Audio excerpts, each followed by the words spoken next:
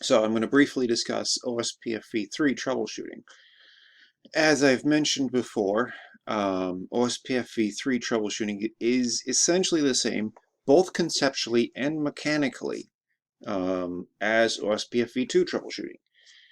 The only real difference between them is that OSPFv3 requires the IPv6 unicast routing command to be turned on, requires a router ID if there isn't an IPv4 configuration on the device, and you actually add the interfaces to the area in interface mode instead of adding the networks to the routing process in the router configuration mode.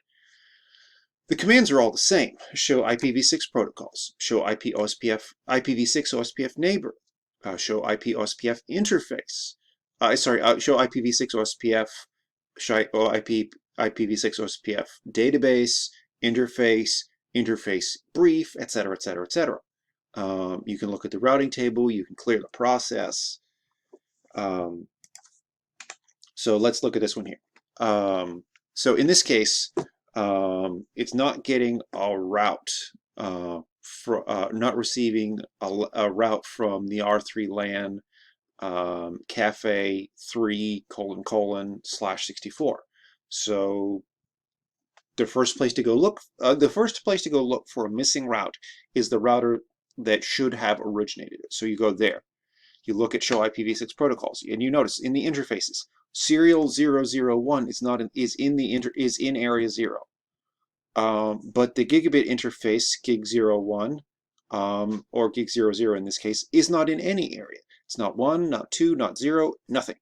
So obviously, that network hasn't been added to the routing process yet because you haven't gone into that interface mode and you do IPv6 OSPF and the process number and then the area number. This is how you would pay very close attention when you're doing this. Just as when you're making network statements for V2, make sure you have the right network statement at the area specification at the end of that network statement. Here, when you're telling IPv6 what OSPF process it should be using, you also have to tell it what area it's in. And so if you don't tell it that it's in an area, nothing happens. If you tell it that it is in the wrong area, the wrong thing can happen. You might accidentally implement multi-area OSPF when you're really meant to do single area OSPF. So if you do that, you enable that interface for OSPF. OSPF will take the prefix for that interface ID and add it to the process. And so, in terms of a multi-area troubleshooting skill, as I've said,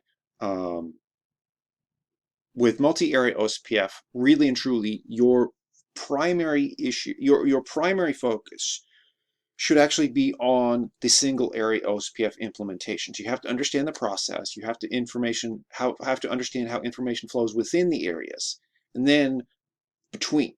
Then use your troubleshooting commands. Now, let's talk about the multi-area OSPF data structures. There are 4 data structures, technically speaking. The interface table, which is a list of all active interfaces. These are the things that you mention in the Type 1 LSAs. Your neighbor table.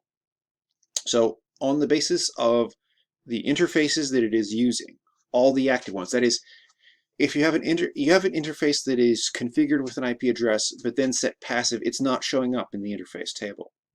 So if it's not in the interface table, OSPF is not going to send hello packets out through it. It may receive them, but it's not going to pay attention to them. So interface table, neighbor table. On the basis of the neighbor table, you manage the neighbor adjacencies. So on the interface table, from the interface table, you send out the hello packets.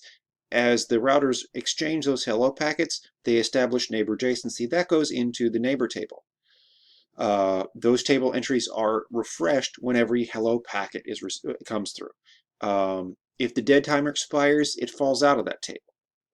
Then, once you've got the neighbor adjacency set up, and the interface is set up, their costs and all of that, they can start talking to each other about what their link states are, their individual link states. And the composite of every router talking to every other router, well, by indirectly talking to every other router about its link states. Those become your link state database. And as I've said many times so far by this point, convergence is everybody has the same neighbor table.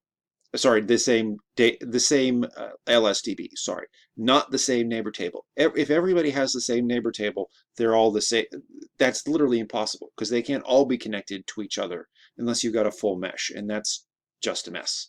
And even if that's the case, they would not all be talking to each other using the same interfaces.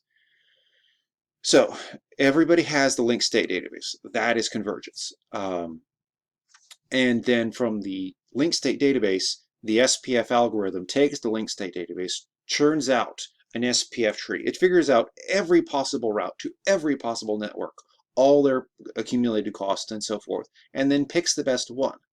And that SPF tree becomes your routing table.